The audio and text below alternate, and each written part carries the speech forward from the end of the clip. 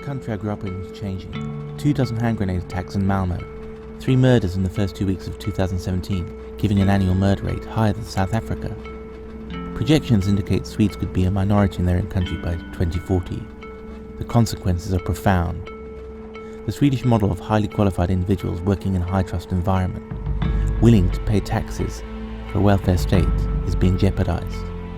Not to mention the threat to Swedish culture. Astrid Lindgren, women's rights, dancing around the midsummer pole. Will that survive in a country where Swedes are less than a majority? And what about the Swedish language? Swedish people support nationalism in Estonia and the Ukraine, and in the past, the newly decolonized states of Africa and Asia. Only the Swedes must not be allowed to love their own country.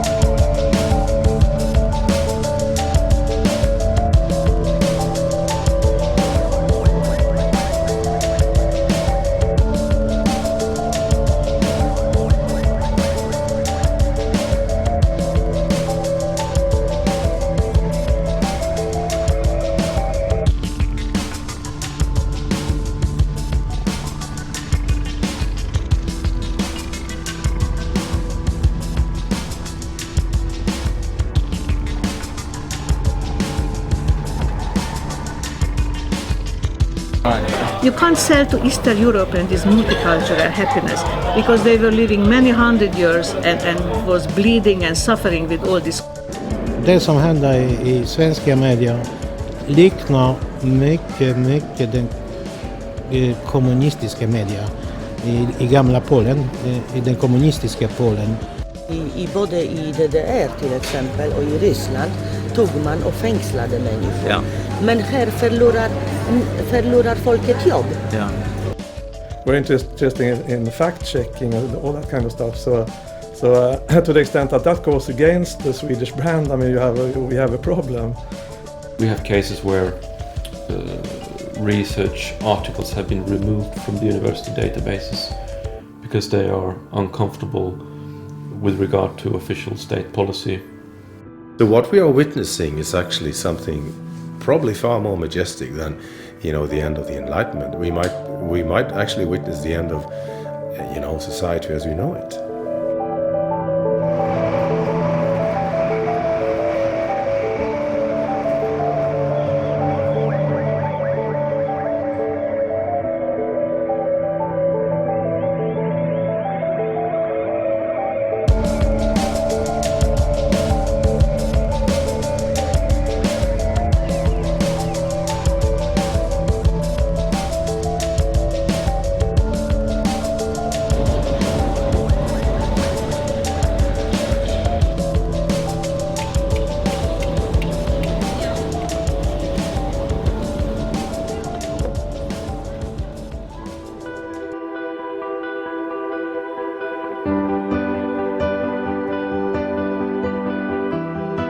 There's a state that's utterly free. Sweden's a country that's a very successful brand. It sells itself on prosperity, advanced technology, and socially progressive values. It all makes for a very successful picture, which the rest of the world largely buys. But is that really the whole story? What we're going to do is peer behind the facade, beyond the image that Sweden projects to the outside world. It's a country where the elite is very powerful, and they push through an ideology at all costs that includes multiculturalism and mass immigration, over the heads of what the little people think. Mass immigration might not work, and even if it did work, it will change Sweden beyond recognition. The fact is, most people did not vote for it. It's been imposed from above.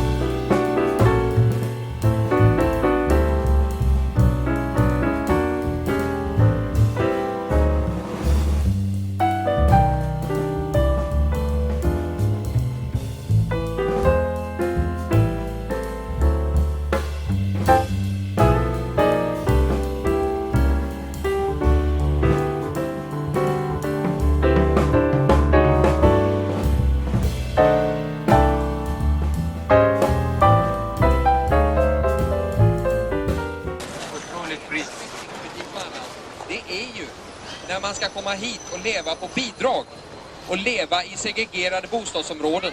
Det är ingenting som Malmö mår bra av. Titta här på Möllevångstorget med alla de olika nationaliteter som präglar detta torg och butikerna runt omkring. Det är verkligen en internationell atmosfär av allra bästa märke. Möllevångstorget representerar just den sortens framtidsmalmö. Dessutom med en mycket väl fungerande marknadsekonomi på torget som vi moderater vill ha.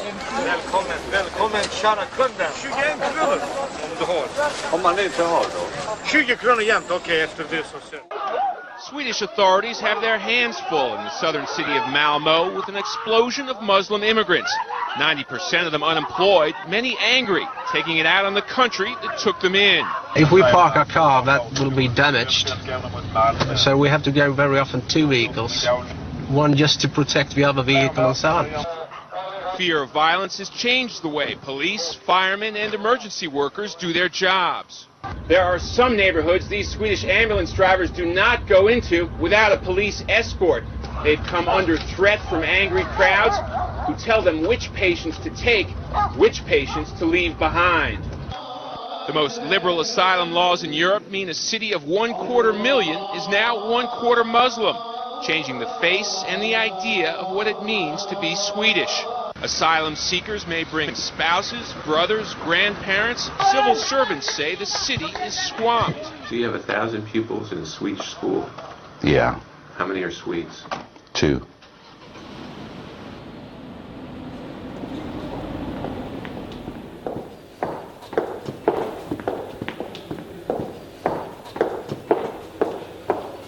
The beauty about Sweden is the emptiness. Feeling a neutron bomb or some poison gas has taken out all the population, and you get these nice,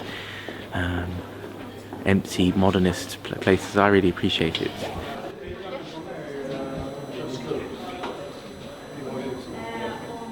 These pictures are juxtaposed. Malmö, literally that skyscraper outside that were above us, and Manhattan. They feel that they are part of the transmutation process of a city that is becoming almost like the world's greatest city. I mean, just give it some time.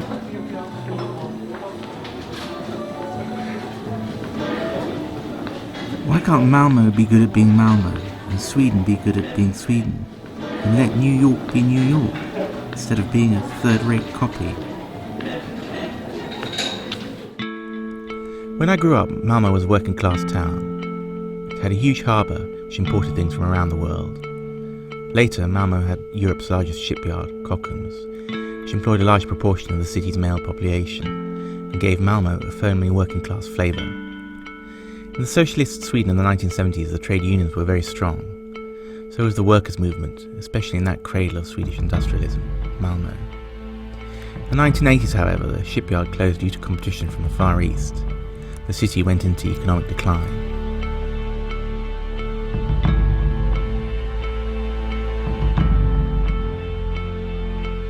Then the bridge to the continent was built. It was one of Europe's longest. Everyone hoped it would signal an economic turnaround. There was a construction boom, as the old harbour was gentrified and new flats and high-rises were built. Malmö took in short order, large numbers of immigrants from the Middle East and Africa. It was supposed to be dynamic, young, the new face of the city that aimed to be the innovation hub of the 21st century.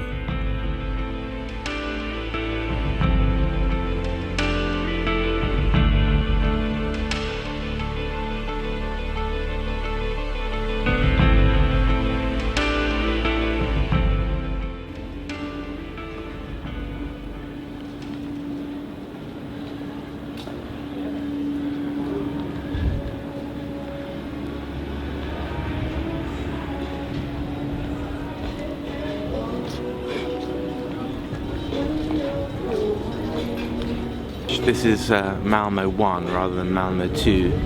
This is sort of multiculturalism at work, the positive side. The arrival of these outdoor bars, which was unseen before because of various regulations, and which made Sweden seem so much more East European and communist than Denmark or Germany or Holland, They marked a break with that past and sort of heralded a more open Sweden. And I think many young Swedes, when they sit here on a Saturday night, they think multiculturalism is just like a big bar or something. They don't sort of think, well, what's it going to lead to? What's the realities?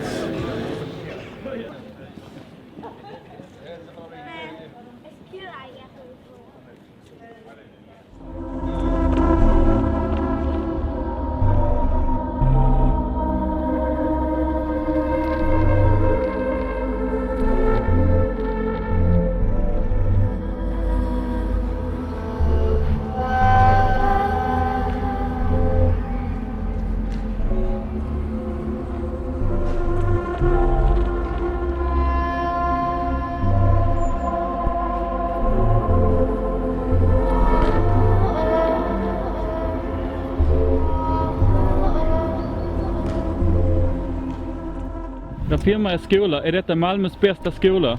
Nej. Är det inte? Det är Malmös sämsta skola. Är det det? Varför det då? För att jag tycker det.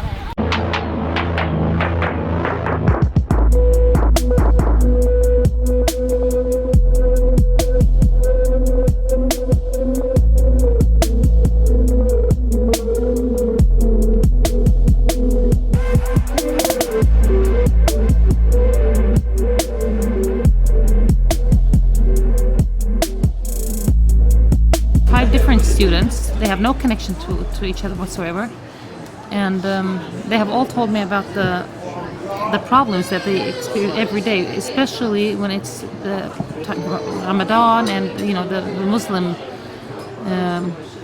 time for prayers and so on, that the other families go together and start getting involved. It's like they own them. They feel like we don't own ourselves, they own us. They take responsibility over my children. If I want my daughter to like play with this child or this child, they all of a sudden you have families coming over and tell them, no, this girl is not good for you, this girl is not good, and your daughter has to do this. And they also control them. Are your sons going to the Friday prayers and so on? And they don't necessarily have to have the hijab on, but if they do and they take it off, they can't take it off. So one of them said that I can't take off my hijab even though I wanted to. It doesn't seem like there's any kind of interest in getting integrated in Sweden, or even having their children getting integrated. Because I worked in a school at Sofrunskolan, which is connected to that area, and I know we had lots of problems with our children. When we had school endings and we were in the church, they wouldn't let them go, and when we had Swedish traditions, no, they wouldn't let them involve.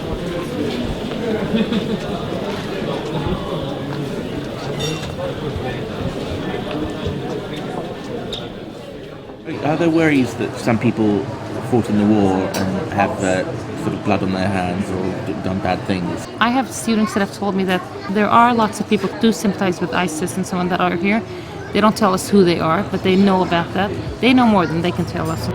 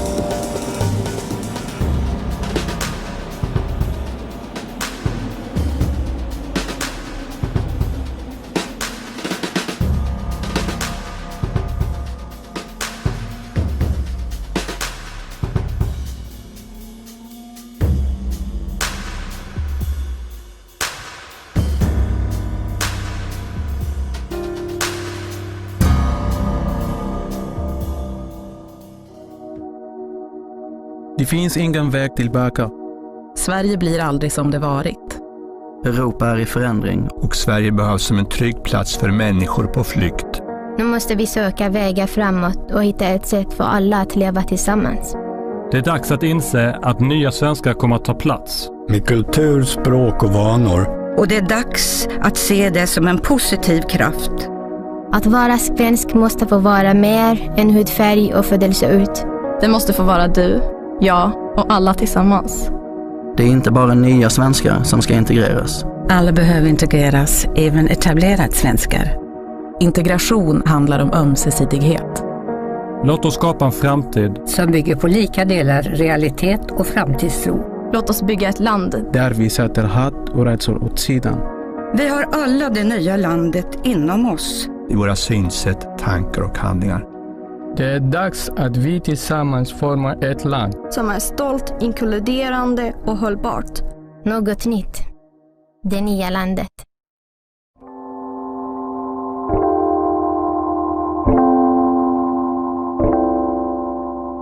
Rustan is a booster of the new Sweden. Totally buys into the official opinion.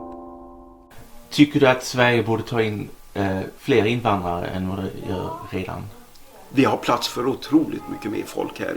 Och det är en begåvningsreserv. Ja, det är bara att titta på befolkningspyramiden, hur den ser ut. Vi blir allt fler äldre människor som behöver hjälp och stöd på olika sätt när man blir lite gammal och skröplig. Men det förutsätter ju att det hela tiden föds nya människor. Att vi blir mer medborgare i basen på den här pyramiden. Ju. De så kallade bidragen som de får ju. Vad gör de med det? Jo, de går ju till affären och handlar. Det innebär det att handlarna i butikerna här, de får ju tillbaka de pengarna ju. Ser inte du en parallell att om det skulle komma 2 miljoner invandrare till Sverige, eller 3 miljoner eller 4 miljoner, då skulle ju svenskan inte längre vara ett självklart språk på gatorna.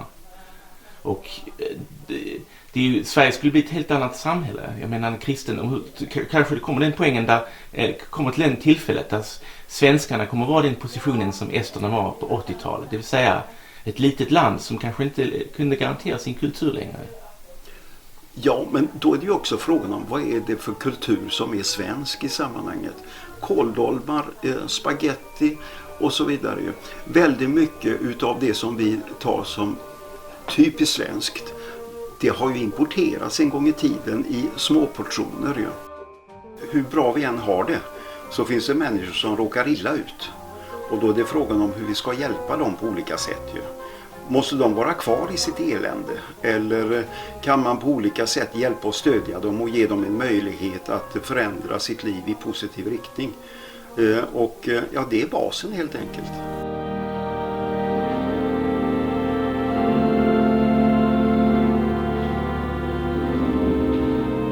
But not everyone agrees with Rustan. Skeptics need not apply, however. There is huge ostracization of those who do not go along with this multiculturalism project. It seems that this cool new Malmö package does not include the freedom to dissent.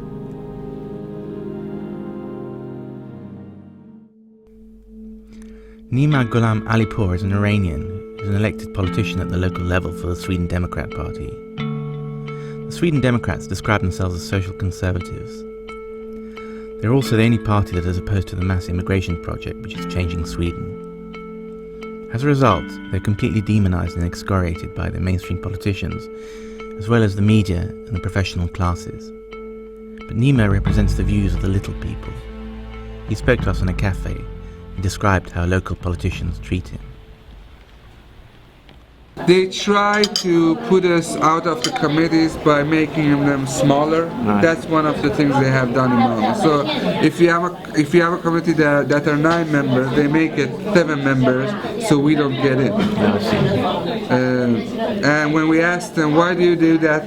No, we have an agreement, and that's how we want to do it. There is no real explanation. In the districts, we have citizen dialogue groups where politicians and citizens converse, and we're not welcome in those groups. So we're the only party that are not welcome in the citizen dialogue groups. there are politicians from all parties. And when we ask them what's the reason for that, we're the third biggest party in Malmö. We have citizens who want to talk with us, and they say, no, you're not a democratic party. Do people understand the difference between criticizing immigration and criticizing immigrants? Because no, that's so painful. You know, going every day and people telling me, "Oh, you're against immigrants." No, I tell them we talk about the immigration policy. That's not being against immigrants. And people tell me crazy stuff. I was out campaigning and people told me, "Oh, why are you with these Sweden Democrats? They hate you." And I said to them, like, do you look at us? Does it seem that they hate me, or that we hate each other, or that we hate anybody? And I think it's partly media's fault that we have this distortion that when people think that the immigrants and the immigration policy is the same thing.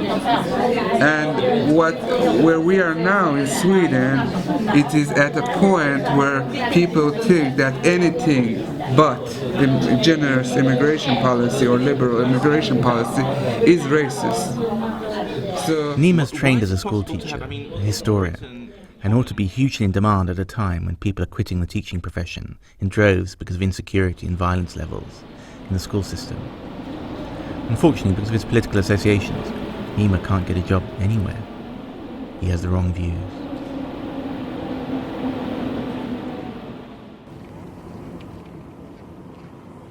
Well, I'm born in Holland, grew up in Norway.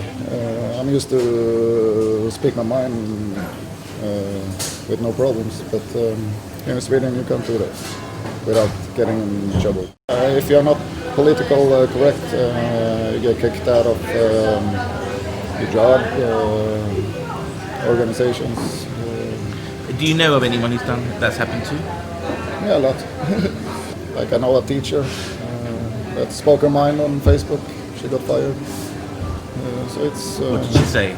No, she was talking negative about the Islamists, not the Muslims, but the Islamists. But she was not talking negative about Muslims. She was just about Islamists. Exactly. Right. So, but here in Sweden, that's racism. Okay, right.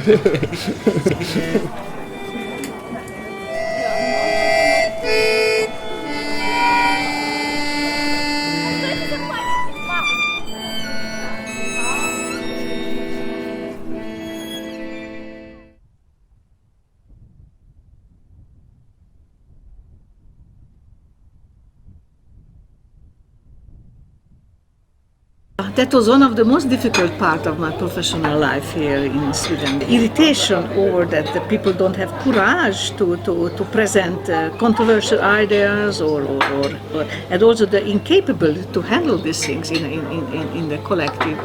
And for example, in the institutional meetings, it happens often that I had some controversial idea and didn't like the proposed things, and I was arguing and fighting for my ideas, and then you suddenly see that everybody is drinking coffee, looking down in the table, and you are losing the eye contacts because they are some way not comfortable with the situation.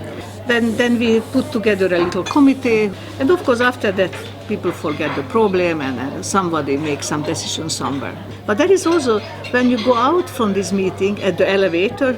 There are some people who come to you. It was very good that you said, Irene. Really, you had so right. Huh? This is very, very strange. This how they can live with this kind of. How do things get done in this country? I mean, it's a prosperous country. Well, Det är hjärntvättning. Det är bara, jag ska säga så här.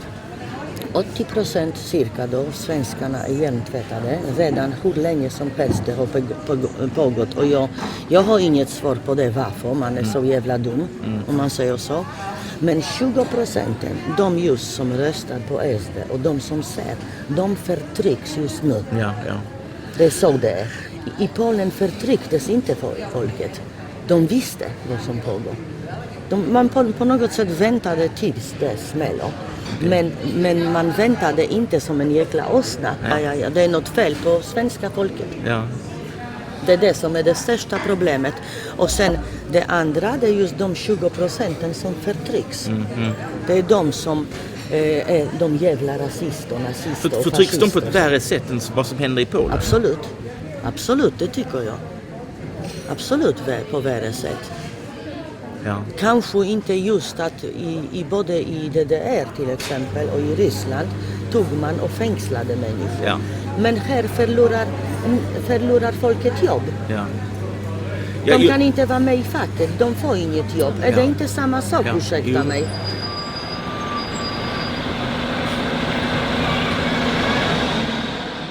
Kriminaliteten har urartat helt. Det går inte att jämföra 80-90-talet till dagens Malmö. Det slut bryr man sig inte. Alltså om ungdomar som röker i bussar och på kvällarna och bråkar och trakasserar passagerare. Alltså i Polen, de flesta skrattar mot Sverige. Alltså folk vet vad som händer i Sverige och i Europa och Tyskland. Många som flyttar tillbaka till Polen, unga människor som vill stadga sig och bilda familj. De flyttar trots att de har levt bättre i västländer och jobbat och haft det bättre, flyttar ändå tillbaka för att deras barn ska växa upp i vanliga, alltså inte ett sånt samhälle som i Tyskland, England och Sverige. Inte det. De tror inte på framtiden i de länderna, alltså vad gäller kultur och värderingar och europeiska värderingar och sånt. De vill inte leva i sånt. Jag håller med dig. Alla vet vad som händer i Sverige. Det är svenskarna som inte vet.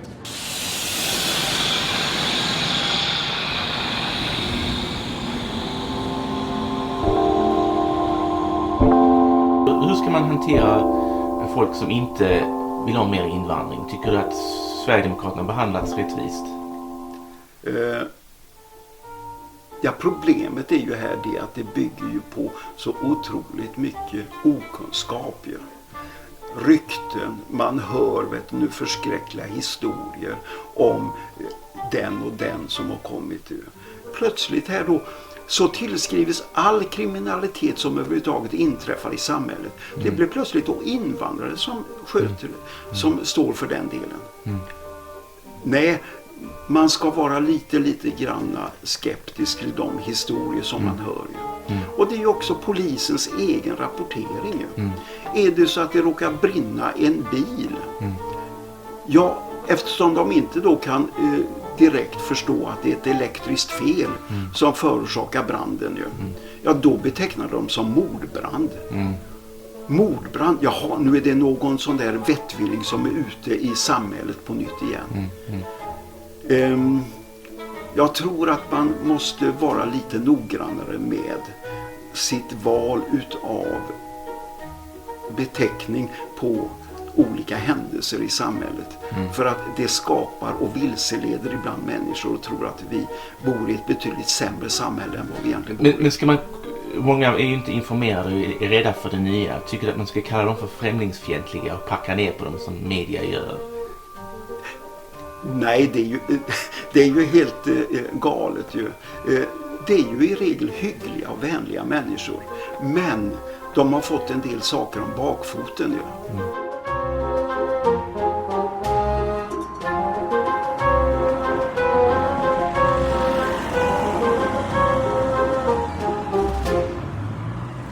You could ask yourself, is multiculturalism in favor of social change or not? That is a very important question.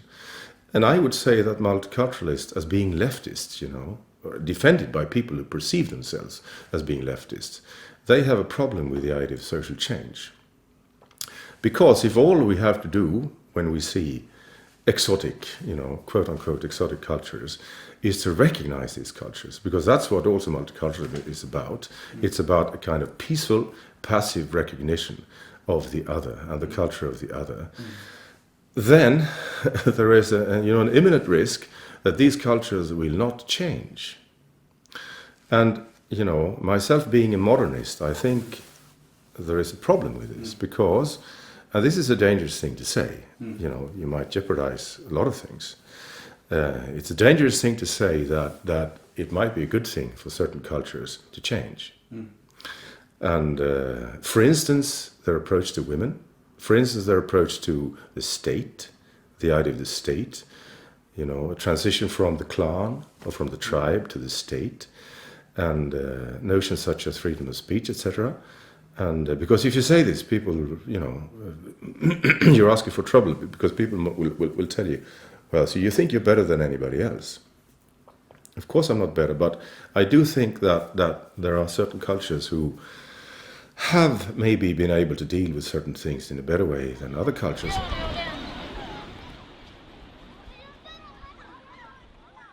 You know, if you talk about Jews in Malmö, the official discourse was that the Jews in Malmö were harassed by Swedish neo-Nazis. But if you go to Malmö and have a look, you will not find many neo-Nazis. You know, there might be one or two, but they are not responsible for the fact that the Jews in Malmö have left. Basically, they have left. So the threat, the reason why the Jews in Malmö have left is because they have been attacked by Muslims. Not all Muslims, of course, but Muslim groups and mostly Muslim young men. And you can't say this, even though it is true. So there are certain things you can't say, even though they're true. And there are other things you're free to say, even though they are not true, you know. So what you say as a multiculturalist, you go on saying the right things, which are wrong, but you can say them and you should say them. Because it protects you and it gives you a lot of friends and you can write a lot of articles and everything you say is bogus, but it doesn't matter. So social reality no longer matters. I think England is the best example if you want to talk about the failures of multiculturalism, but I think, save for Sweden, I think Sweden is an even better example. In Sweden, for instance, in academia, you have a hegemonic discourse. And it means that people are afraid to speak up. And this is dangerous. Because then you no longer have a discussion about things. You have people who, like, you know, they wave their finger and they try to find out where the wind is blowing. And then they go in this direction. So you create a situation where people are nervously looking for appeal. They are nervously looking for maximum number of appreciation. And in society, also in politics, you have also a situation where there are a lot of things that you're not allowed to say. And you have, most of all I would say, you have a situation where everything is being polarized. Where you have, and I mean, if you would like to create a situation where you have right-wing fanatics who say all kinds of bizarre things, and then on the other hand you have the multiculturalists who say the opposite things, then you should have a look at the last few years in Sweden, because I think politicians, journalists, and the academia has, whether they know it or not, they have carefully created a situation which is, I would think, on the brink of explosion.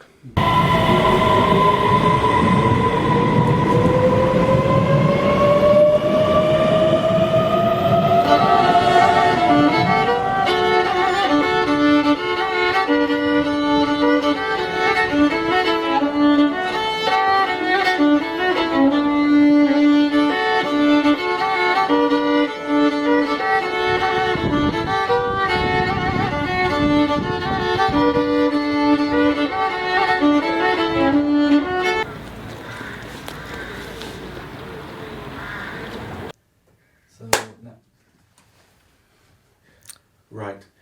Could you just describe the difference in atmosphere between Germany, where you worked as a postdoc, and Sweden? Can you talk a little bit about that? Yeah, sure.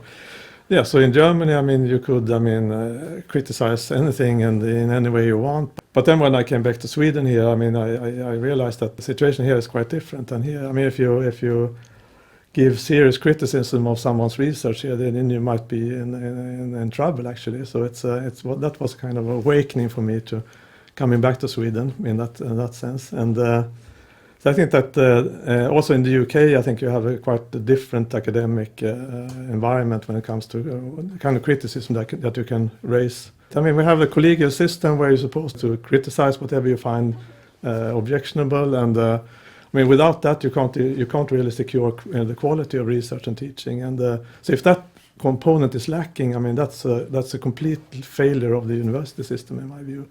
There are actually severe threats to that kind of academic environment, and that threat is coming from various places. It's coming from new public management, which is management philosophy, which wants to turn the whole academia into some kind of private business. But it also comes from other parts of society. It comes from the government, who wants to implement its own political agendas through top-down governance. So I have all kinds of forces acting precisely in this direction of silencing criticism and making academia less independent. I think that there are certain agendas that Sweden is famous for, and so you have, I mean, the multicultural agenda. You have various agendas in various disciplines, like strangely enough in forestry you have a particular agenda for promoting the Swedish model of forestry. And there are also other areas. I mean, for instance, when it comes to prostitution, Sweden has a certain position where we are punishing, I mean, buying sexual services, which is also part of the Swedish brand, so to speak.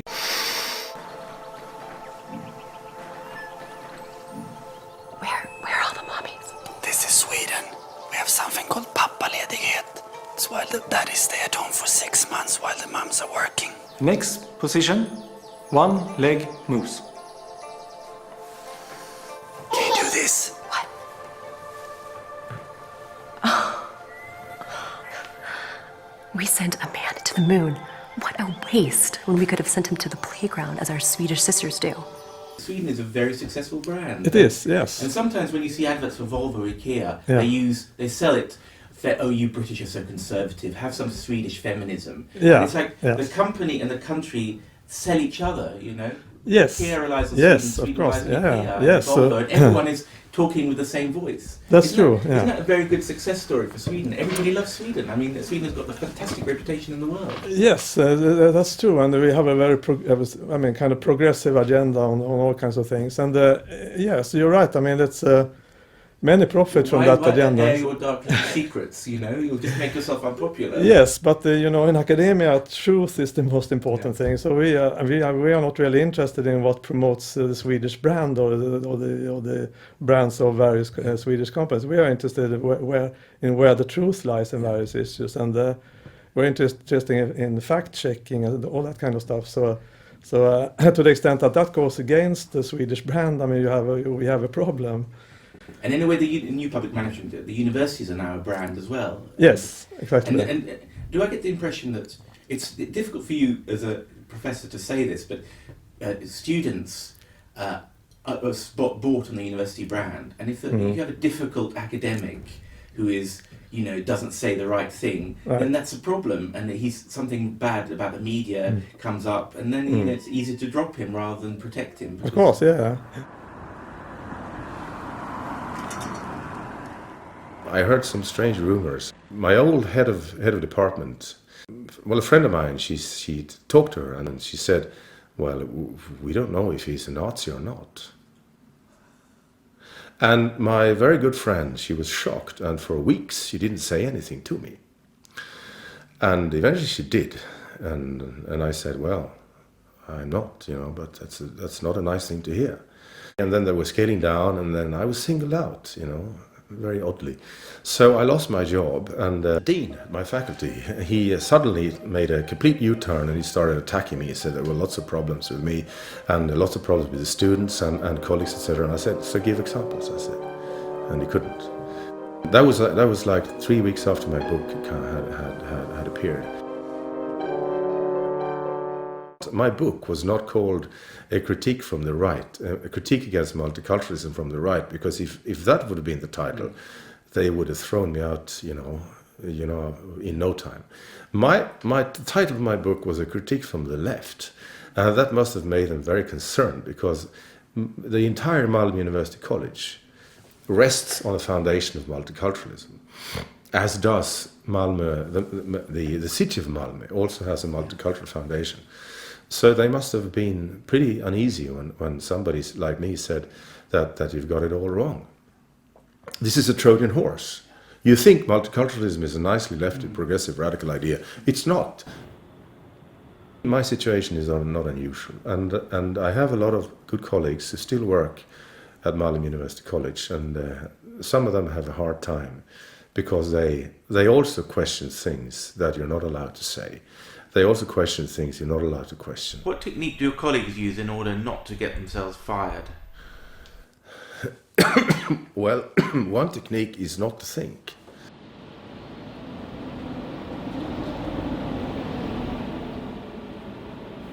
We're completely independent politically and ideologically and religiously and so on, you know. And the idea is to defend freedom of speech and academic freedom. The actual cases, they vary. It can vary from individual professors who have been reprimanded by the vice chancellor for some things. Or we have cases where research articles have been removed from the university databases because they are uncomfortable with regard to official state policy. We have communication policies introduced by universities which infringe on the Swedish constitution, especially on the Freedom of Speech Act. Higher education and science can take a very hard blow if it's governed by political ideology too much. We have the bad examples of the Soviet Union and also of Germany in the Nazi period and so on. So there are some lessons saying in order to avoid that from happening, we should have some principles, and they're laid down in UNESCO and they're laid down and Sweden is now moving away from that. So Swedish universities are no longer abiding to the principles set down in UNESCO.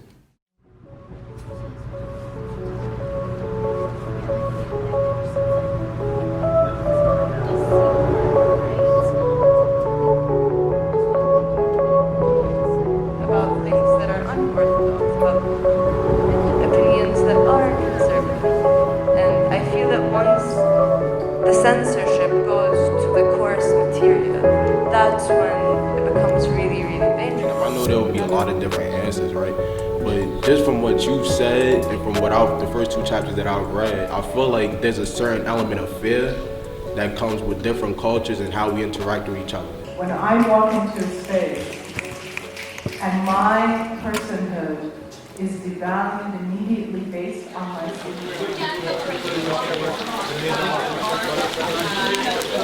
I was lecturing on John Stuart Mill, and then in the middle of the classroom was this Swedish Muslim convert, all dressed in black, with a white powdered face, and well, that was it. I didn't say anything out of the ordinary. In fact, I was citing John Stuart Mill a few times, and I believe you can do that. Anyway, a few days later, I got pretty unpleasant email, and she finished off by saying the student dressed in her pride, and the email contained, you know, a lot of pretty superficial allegations and misunderstandings of science, and she said I hadn't been neutral, whatever that is. Then I was called up, not once or twice or three times, but 4 times and 5 times to the head of department to talk to this woman and another woman, and this was like a court proceeding, and I was accused, I felt, for having lectured on John Stuart Mill, and I also told them, why am I here? After 8 months, and I think I must have sent about 100 emails, maybe 150 emails, I don't know. I was acquitted. The case was closed, and I was deemed not guilty of defamation, not guilty of discrimination. I was let off the hook, so to speak. And I thought, you know, you took 1,000 hours of my life.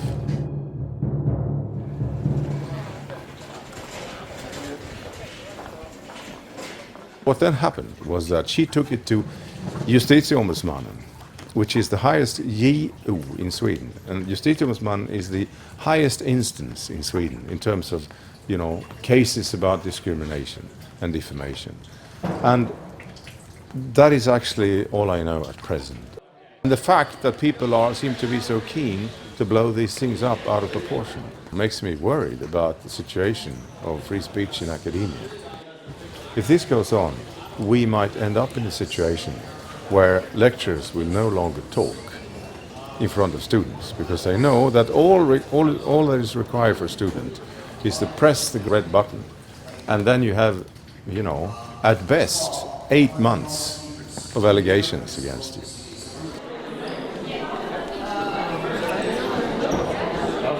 That's good enough.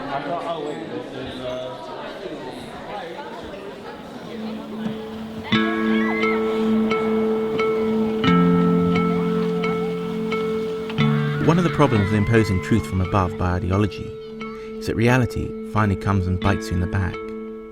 The Swedish elite have imposed this ideological truth about the multicultural society.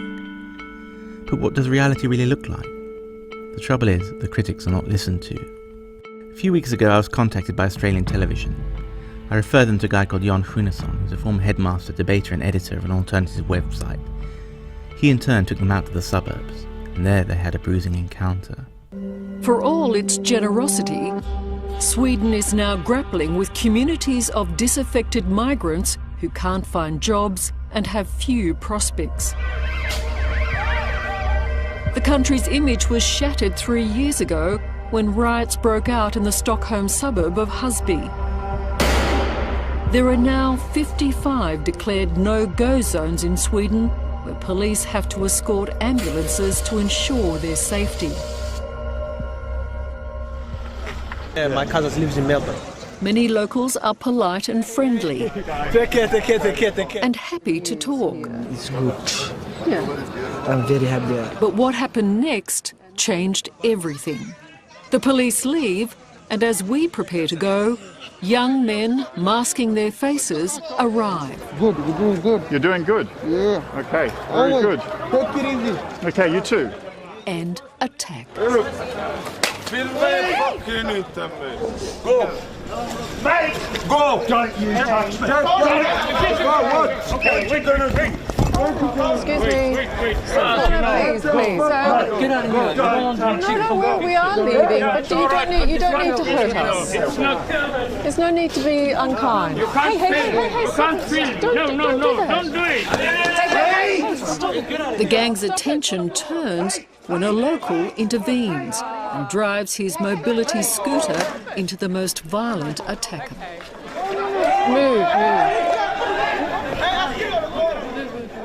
We've been individually attacked. Soundman has been punched, the producer's been punched, you've been run over, the cameraman. We've all been assaulted and insulted. It's best we leave.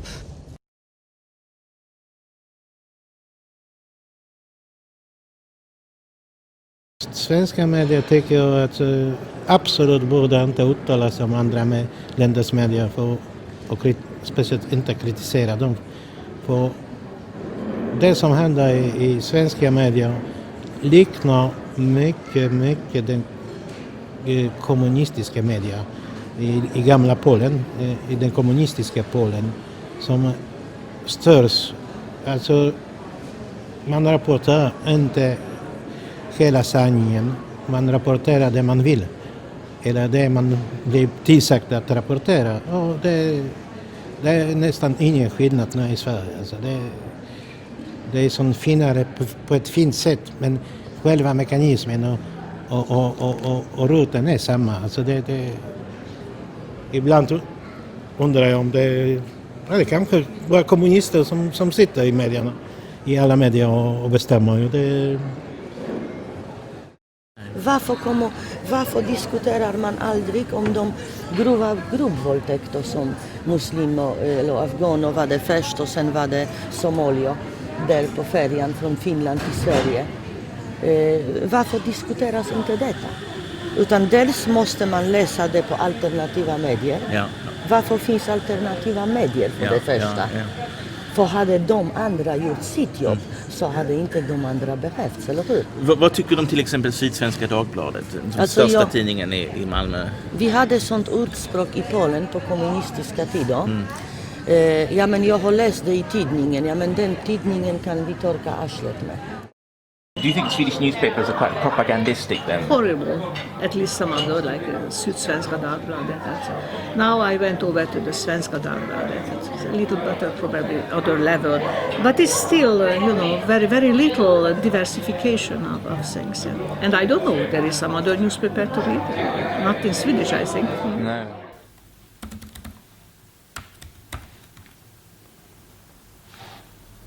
Sweden has 5 or 6 alternative media newspapers. One is called Avpixlat, which means depixelated.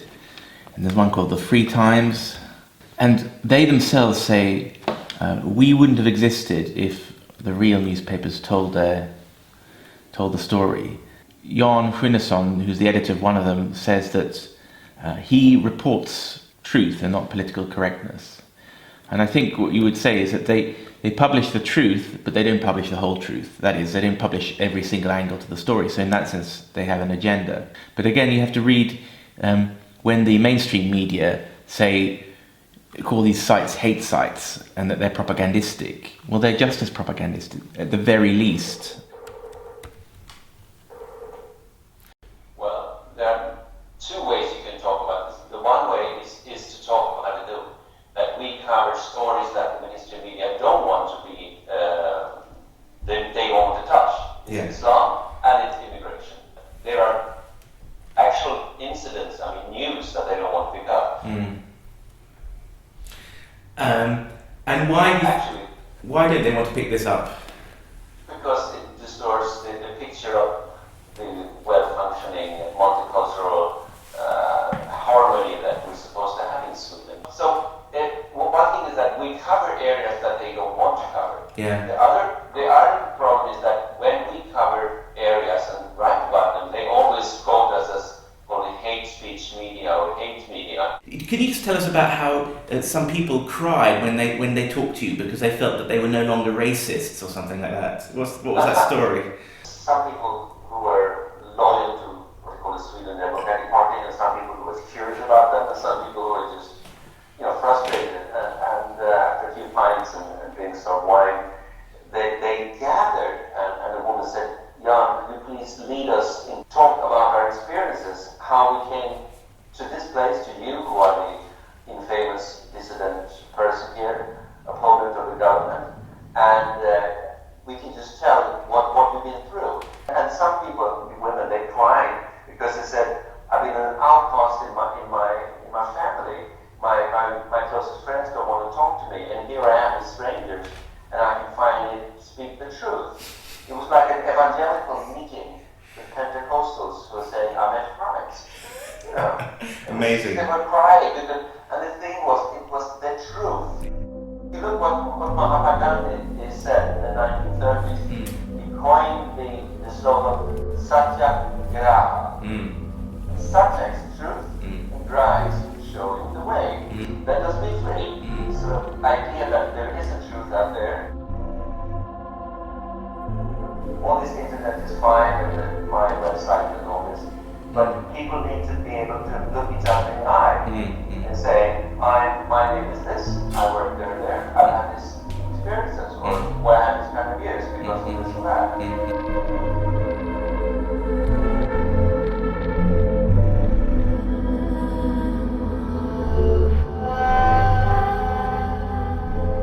Say what you were going to say about Malmö. 1/4 of the budget in Malmö doesn't come from the taxpayers in Malmö, but all of Sweden holds Malmö under their arms. Malmö can't be the model.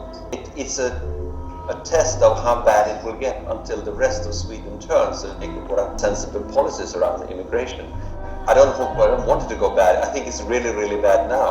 You have shootings, you have murders. Hand grenades are being thrown into houses in Malmö. This used to be, or is probably something for what you call organized crime, but a lot of people, just Malmö citizens, innocent people, children, women who are walking the streets between these gangs will They've already been killed, shot.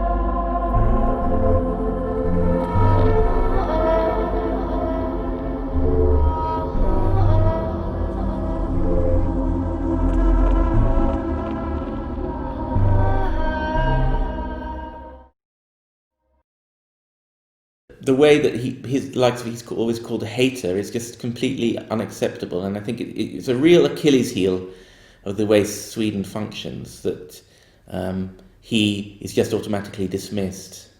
You always see this example of Eastern Europe coming up, and I think I always feel that one shoots over the target and loses credibility points when you say it's an East European society, and I've done that many times when I said it's like Soviet Union. It's obviously not like the Soviet Union. But on the other hand, Sweden is a slightly autocratic mentality, and you've got to be able to say that and get it exactly right without kicking the ball over the goal, as it were, by saying it's a full-blown autocratic society. And he doesn't want to compare himself to dissident. I mean, all these Václav Havel, who spent 10 years in house arrest for writing. I mean, it's not like that. But, it's a little bit like that. If people get sacked, if people can't say what they want, if people are afraid of saying what they want on Facebook because of fear that Express and newspapers hacked every single person's internet account in Sweden, which is true, or this amazing fact that a lawyer was told to unfriend a friend who'd liked something that was critical of immigration because the employer, a law firm, had gone through her every single Facebook post and all her friends. That's amazing. That's amazing. There's a huge contrast between my Swedish friends. About half of my Facebook friends are Swedish and half are not. My non-Swedish friends say whatever they like about everything, but Swedish friends say nothing, completely quiet.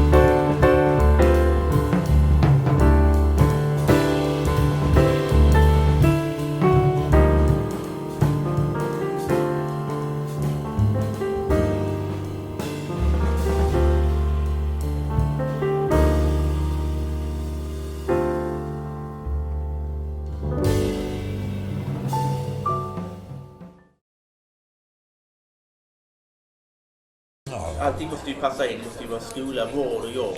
Ja, det är klart det. Men det har väl ingen betydelse var du bygger någonstans. Jo, men du kan ju inte bygga i ställen där det inte finns jobb. Det är ju inte det de tar hänsyn till när de placerar folk i Sverige idag. De säger bara att den kommunen sa 800, alltså 400, alltså 200.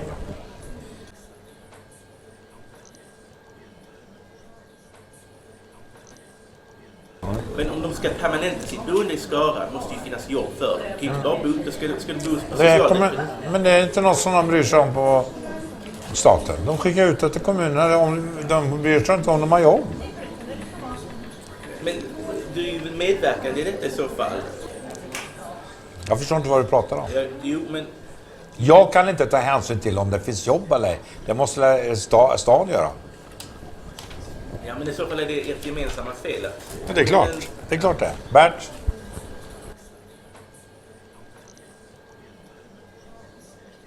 Va? Vad har de gjort? Ja. Det är inte klokt. Mm. Nu skickar vi till civilminister. Ja. 430. 430